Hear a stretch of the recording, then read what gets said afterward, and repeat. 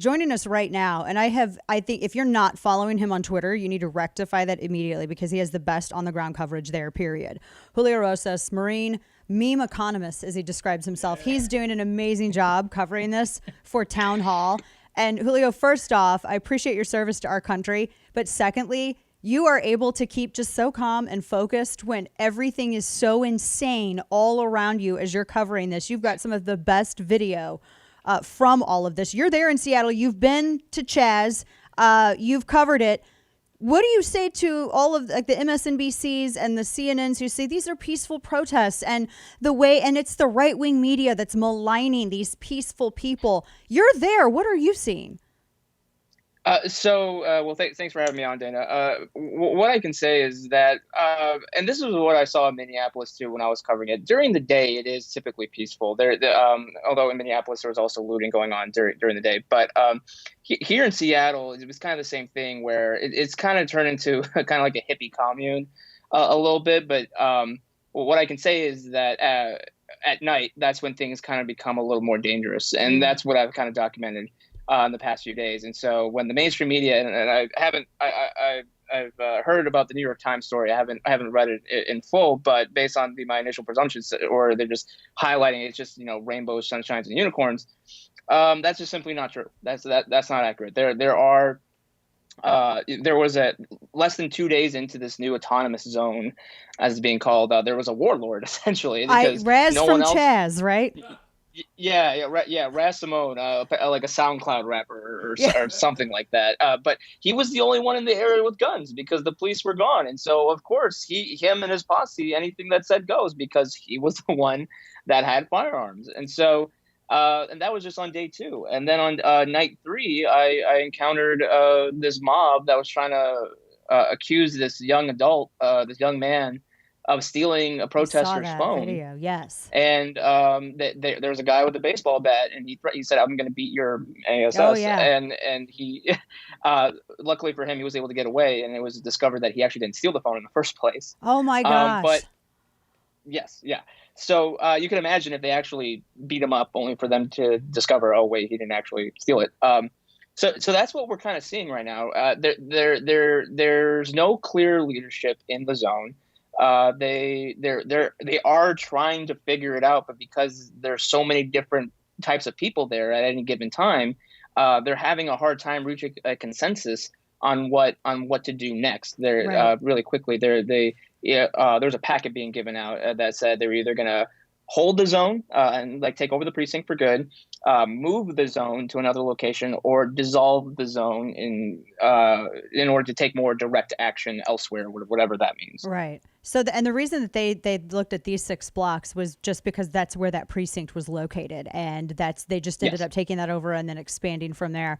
Because this all started, they're protesting police brutality. They want to defund and totally dismantle police. And then the first thing that they do when they set up their autonomous zone, which is questionably autonomous, is they built a wall and got armed patrol and began checking people's IDs and stopping and frisking, basically, correct? Yeah, so a funny story about that. So I got here on Tuesday, so a day after the police left, and the Seattle Department of Transportation came by like the late morning, early afternoon. And they were just going to leave the orange water barriers just to make sure that just designed to block road access to make sure that no one doesn't drive through because there was a driver who drove through and shot somebody.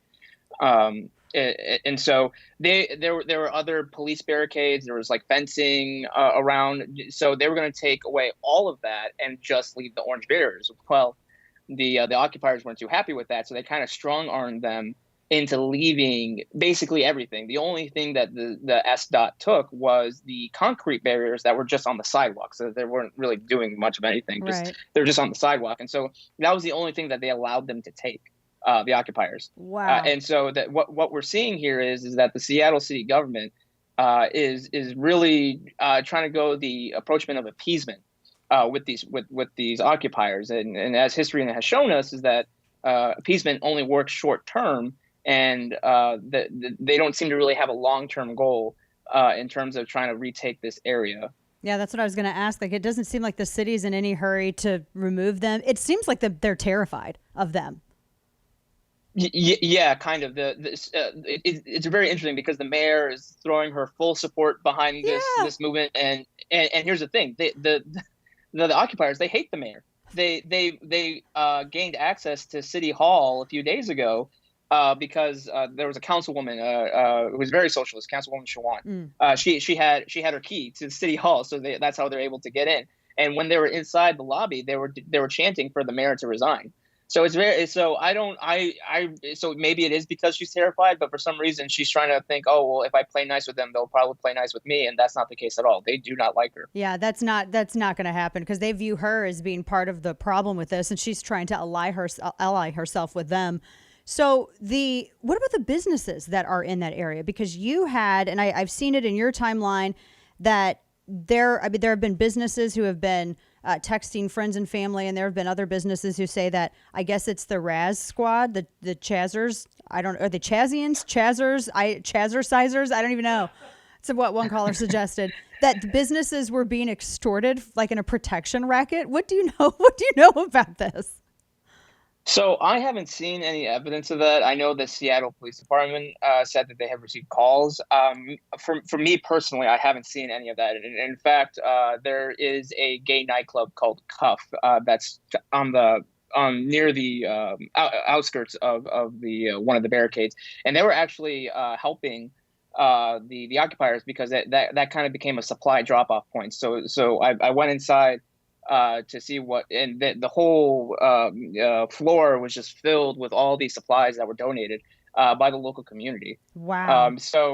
I don't know if there's any truth to that. Like I said, I myself haven't seen any evidence for extortion, but yeah, the people are definitely frequenting. They're going to the businesses, and I've seen them, order food and such. But in terms of extortion, I haven't seen any evidence of that. Well, I'm glad that they're ordering food because I was looking at the photos that you have of their victory garden where it looked like they just put some topsoil on grass and then bought some plants like halfway into their growing season.